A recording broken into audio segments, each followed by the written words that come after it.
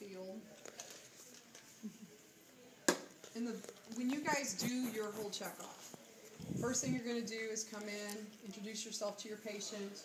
We will have the squirt so you can demonstrate hand hygiene. You're going to do hand hygiene.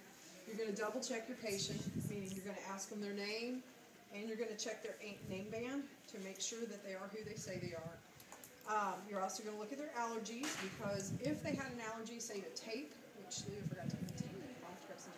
If they had an allergy to tape, that's something I'm going to need to know. Let me grab a roll of tape real quick. And what is wrong with me walking off and leaving my sterile field? Take your eye off. That is bad. I took my eyes off of it. So Pam, you said intro, hand hygiene, name band, ask them allergy. their name, and check their allergies.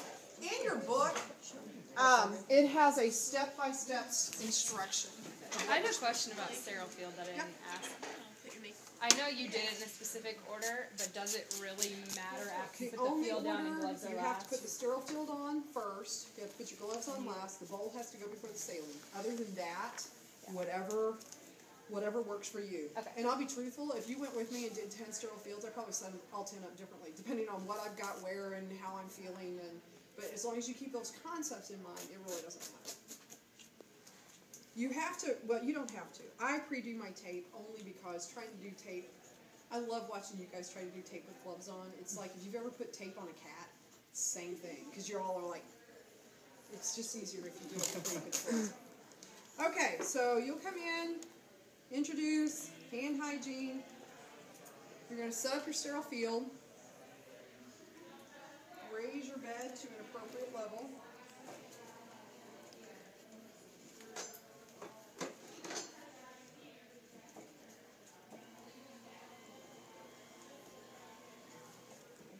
I'm going to, would you hand me maybe some small gloves? Okay, so I am going to remove, he doesn't have a dressing currently, but you would put on non-sterile gloves.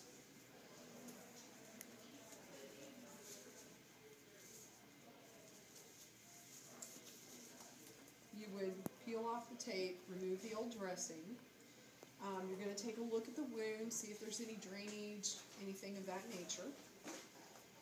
I'm then going to throw all of that in the trash can. Take off my gloves. Is this when you would be looking for stuff that you would write it down and record?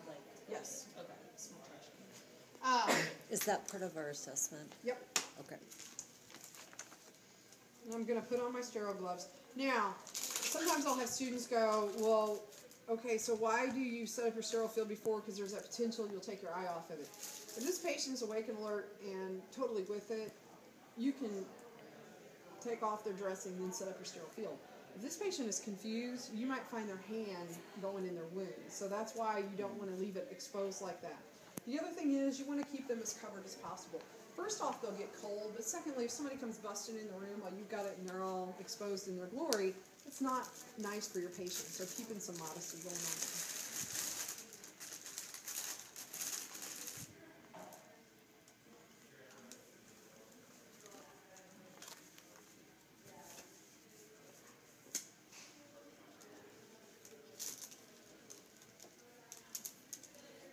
Just touch with them. The newer gloves don't have powder. The older gloves had a lot of powder. And I'll touch my thumb again. So that's why you couldn't touch your thumb to them. Okay, so the first thing I would do is take a Q-tip, and I'm going to get it wet because I don't want it to stick to the wound. And then that's where I would look down here, gently probe it, seeing if there's any tracks or fistulas, anything like that. If there's any exudate I need to remove. The next thing I'm going to do is reach around here and get my 4x4s because I want them wet. So get my 4x4s wet. Bring them out.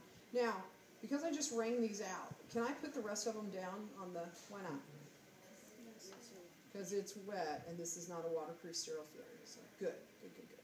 So what happens if I am going to get my Q-tip and I splash a drop of water over here on the field. Is that a problem?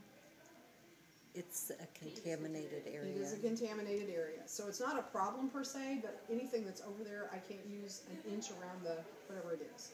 So I wrung it out, and I'm stretching it out.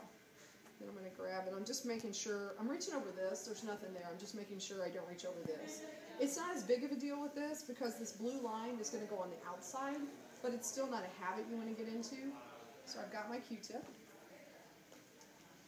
I'm going to hold this up because I don't want it to touch on the outer portion if I can. I'm going to slowly get this in here. Now I will tell you, packing a human wound is a lot easier, I think, than packing this wound because the human wound kind of sucks onto it,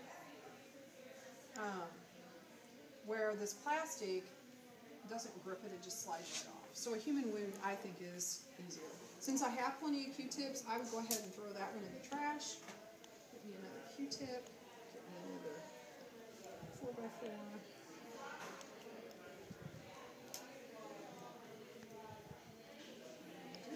So there would be a drop, but it's in my 1-inch border, so no problem.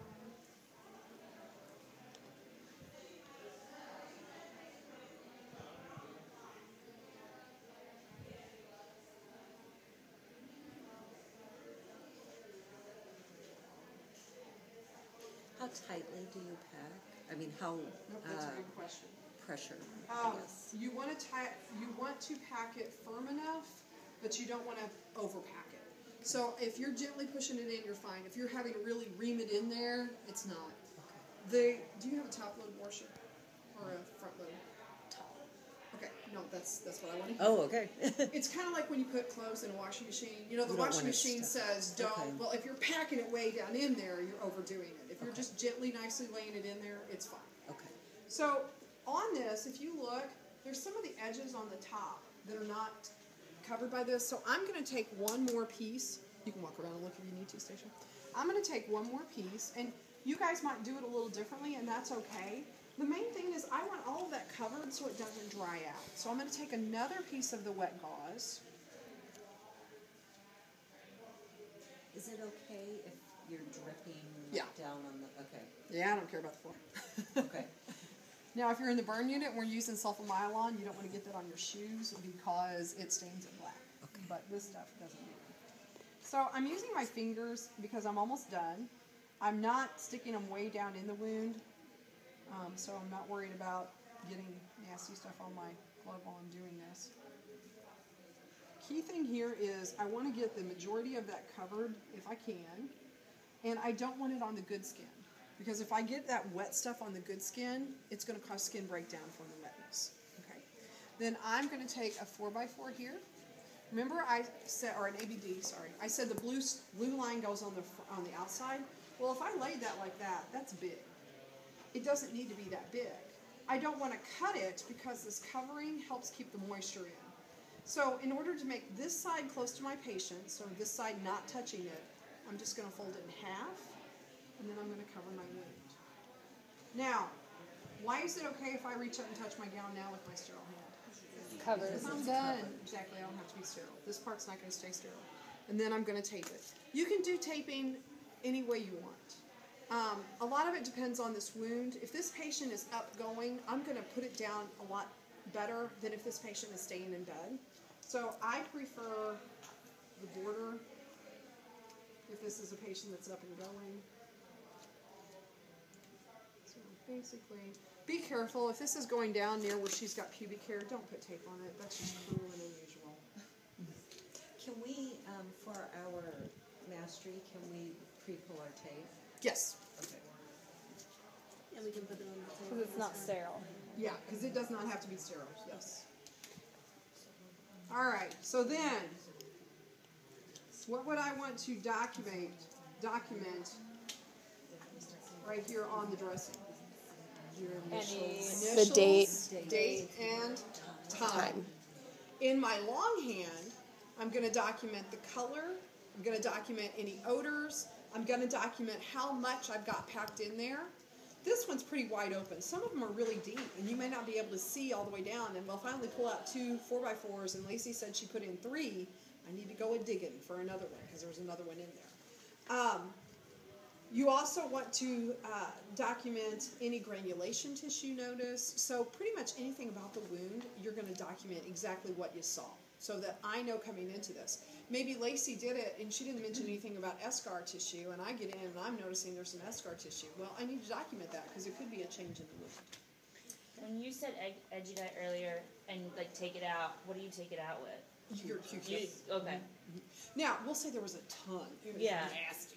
Yeah. Then I can take one of my 4x4s. I get it wet. I don't use dry. I'd get it wet and then just gently rub in there. Okay. And I'm covering my finger with it. Now, why would it be okay if I'm touching in the wound with my sterile hand? Should be because it's the same flora. I'm not introducing a different bacteria. Now, if I did this and then touched in it, or if I touch the sheets, or if I touch the gown, but touching inside the wound, if I get something on it, it's stuff that's naturally in the wound. Okay. And if you do have to wipe, a lot of times, especially if the wound is going this way, the purulent dressing will be down here from them sitting up. Okay. So in that case, just like with a bath, you want to go from the cleaner area to the dirty. Okay. And if you get a test question like that, think about it, because none of you would start with the dirty part and wipe up to the clean part. Okay. And then you're going to take off your gloves, and remember, pull out, wad that one up, go under, so you have a nice little package, and throw it away. Okay? Okay, guys, there